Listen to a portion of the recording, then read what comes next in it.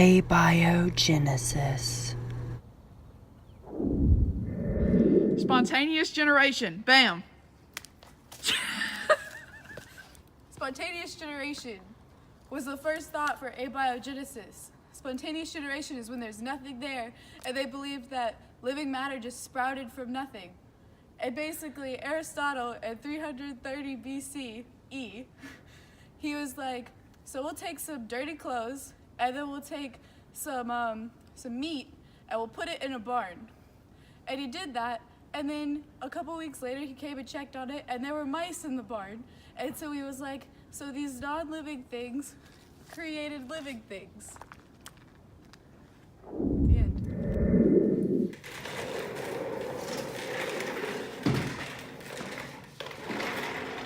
Biogenesis disproves abiogenesis because life comes from life.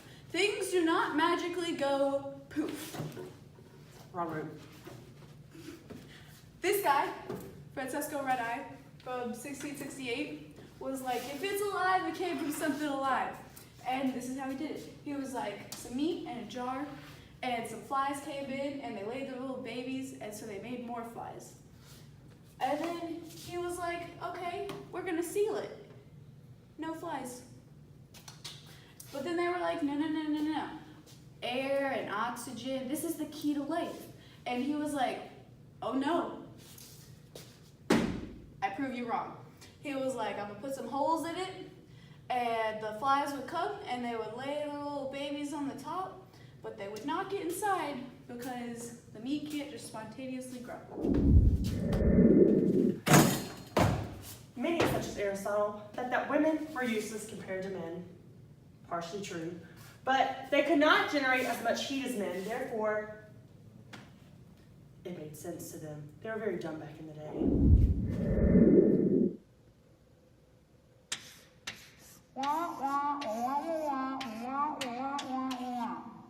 Any questions?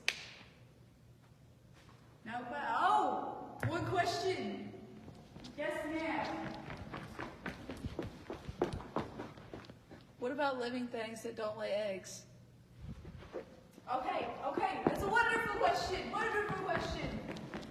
And now we're gonna turn our attention to Spallanzani, 1768. So, this man, he took gravy, and he was like, I'm gonna boil it so there are no microorganisms inside of it. And so he put him in a tube, and then he closed it, and they left one open. The one that was closed had nothing because no bacteria or any other microorganisms could get inside. But the one that he left open was able to grow bacteria inside of it.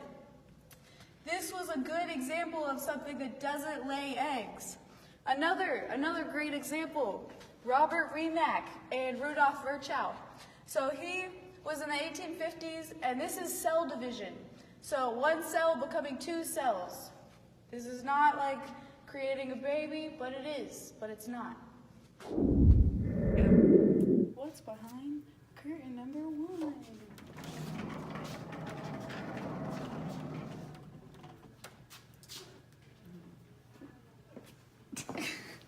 So, Louis Pasteur in 1860 decided that he would add air to an experiment.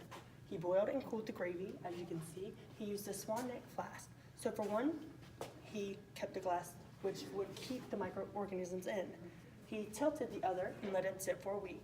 After that week, the microorganism traveled in and contaminated the experiment. In the beginning, it started off with no atmosphere. There was a lot of volcanoes, a lot of heat, shallow parts of the ocean. So what happens when you mix energy, heat, light, and water? Let's find out.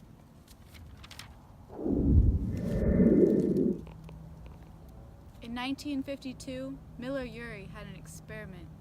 He took water and hydrogen gas and methane and ammonia, and he added electricity, and it made amino acids. And they were like, yeah, prebiotic soup, this could be right.